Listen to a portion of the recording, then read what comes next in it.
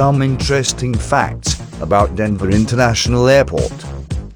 The airport was built in 1995 on 34,000 acres, 53 square miles, in spite of the fact that Denver already had what everyone said was a perfectly fine airport, Stapleton, which was ordered closed when Denver International was built, so there wouldn't be any competition.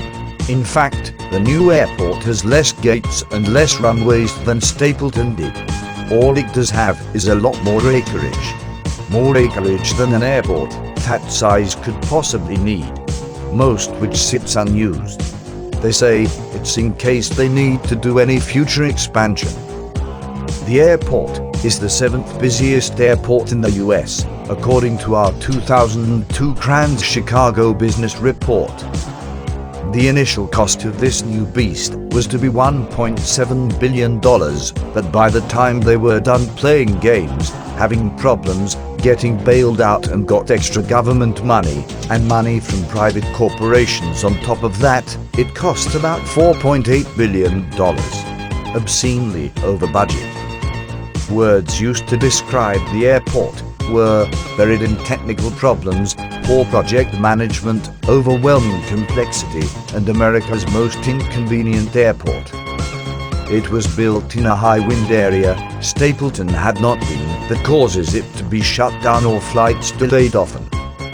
The extensive automated baggage system was so messed up, such a circus of errors, that it was worse than unusable. It was an industry joke.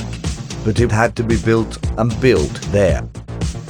Some say the reason that the airport was built and there was no stopping it, no cost spared to do so, and why it was so over budget and took so many years to build, is because it's really an underground military base combined with a civilian detainment camp, and new information has surfaced that it could be a safe haven for the world's elite after the economic breakdown in America.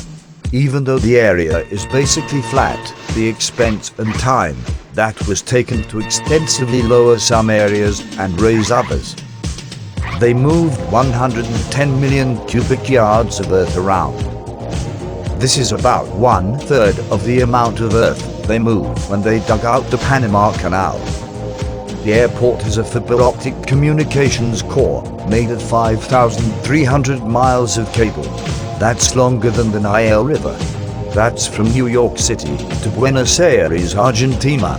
The airport also has 11,365 miles of copper cable communications network. The fueling system can pump 1,000 gallons of jet fuel per minute through a 28-mile network of pipes. There are 6 fuel hold tanks that each hold 2.73 million gallons of jet fuel. This is somewhere in the no one will ever need this much range. Granite was imported from all over the world, Asia, Africa, Europe, North and South America, and used in making the main terminal floor. This is a ridiculous expense, especially when you're already over budget. They say the floor pattern echoes the roof design and subtly reinforces passenger flows.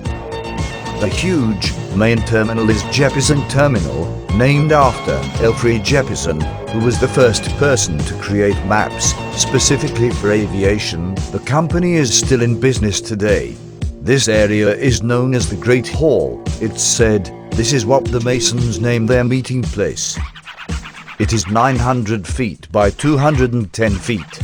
This is over 1.5 million square feet of space. All told, there is over 6 million square feet of public space at the airport. The airport brags that they have room to build another terminal and 2 more concourses and could serve 100 million passengers a year. The airport flew 36 million in 2001. The entire roof of the airport is made of 15 acres of Teflon-coated woven fiberglass. The same material is on the inside as a layer, also. The place looks like a bizarre scene out of the movie Dune, comprised of huge, spiked tent-like structures. The material reflects 90% of the sunlight and doesn't conduct heat, so you can't see into the place with radar or see heat signatures. The only way to get to the other 2 concourses or terminals from the Great Hall, or vice versa, is by the airport's train system. There are more than 19 miles of conveyor belt track, luggage transport cars, and road in their own underground tunnels that move baggage and goods. They're so huge you can drive trucks through them, and some remain unused.